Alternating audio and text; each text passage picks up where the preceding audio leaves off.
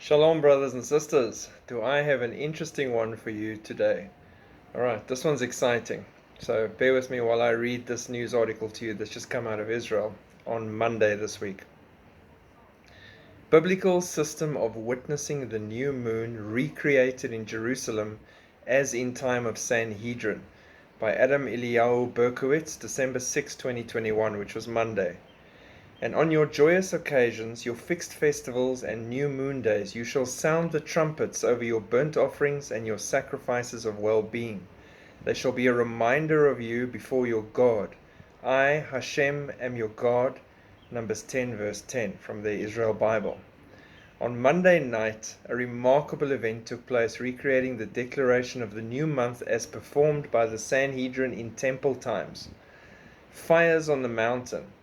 Torches referred to as masuot were set up in a chain from the Mount of Olives, recreating the system that was used in the times of the temple to announce the sighting of the new moon.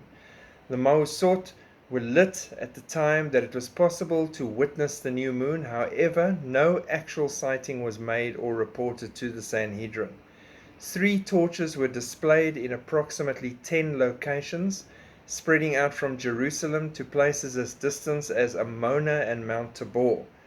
Rabbi Hillel Weiss, the spokesman for the Sanhedrin, emphasized that re-establishing the biblical system of witnessing the new moon is important to modern Israel. Knowing exactly when the month begins has always been important in Jewish practice, because the Torah schedules the Jewish festivals according to the days of the month. Rabbi Weiss explained, since the creation of the world, every 7 days has been Shabbat, but God gave us the authority, actually the responsibility of establishing time by setting the months. Now, if you will remember in some of my previous videos, and if you've done your research, this year is a very good example where they were completely out with the whole month because of the way they're currently doing things. Had they been doing things by sighting the moon correctly, their festivals would have been on the correct days this year. Setting the new month by witnesses is considered by Rashi, a prominent commentator on the Bible, to be the first mitzvah, good work, the nation of Israel received after leaving Egypt. With great spiritual meaning, establishing the calendar is more than a convenience. It is so important, it takes precedence over the Sabbath. In biblical times, witnesses were even permitted to break Sabbath in order to arrive in Jerusalem and stand before the Sanhedrin. In the secular world, science establishes reality. By setting the month, the Sanhedrin is acknowledging there is a higher power above science. It is not enough to calculate the month. The lunar cycle lasts approximately 29.5 days. Since a Hebrew month needs to consist of complete days, a month is sometimes 29 days long. Such a month is known as a chaser, missing, and sometimes 30, malay, full. The first day of the month, as well as the 30th day of a Malay month, is called Rosh Chodesh in the temples. The new month was a festival marked by the blowing of the shofar and special sacrifices. In the times of the temple, the new month would be established by both calculations and by witnesses appearing before the Sanhedrin.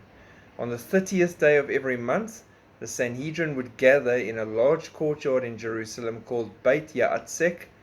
Pairs of witnesses who claimed to have seen the new moon on the previous night would come and give testimony, and they would be cross-examined.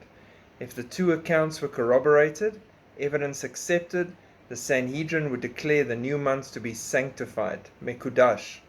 The following night, messengers were sent out and a series of mountaintop pyres lit to spread the word to outlying communities. Though it was incredibly efficient for its time, this system caused a delay for outlying communities outside of Israel, and it's for that reason that they generally in the outlying areas celebrated holidays for 2 days. When the temple was destroyed and the Sanhedrin disbanded, the Hebrew calendar was figured solely according to the astrological calculations and the template established by Hillel II. It's remarkable that Hillel II's calculations stood as long as they did. However, 1700 years later, there are discrepancies between this calendar and the astronomical reality.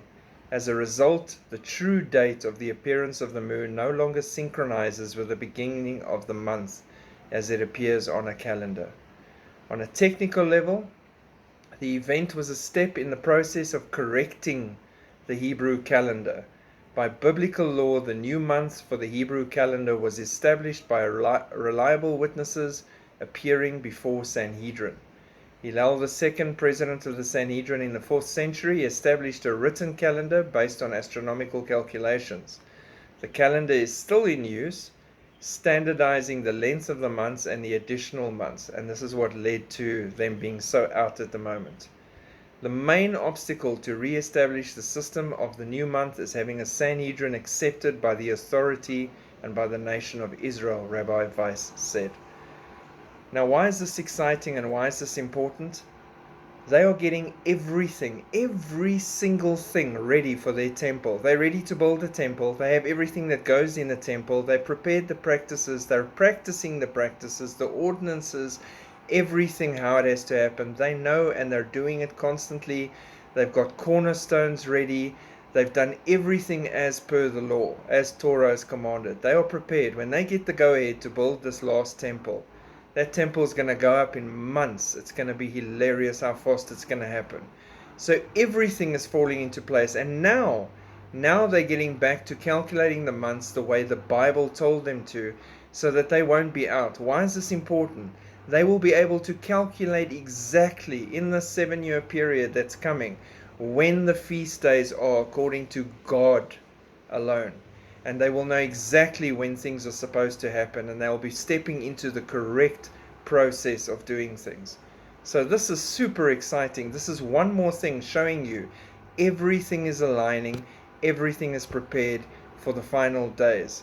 It's just a matter of setting up that temple and getting going in Israel. Israel is what you should be watching. Israel is that clock and that timepiece. God bless.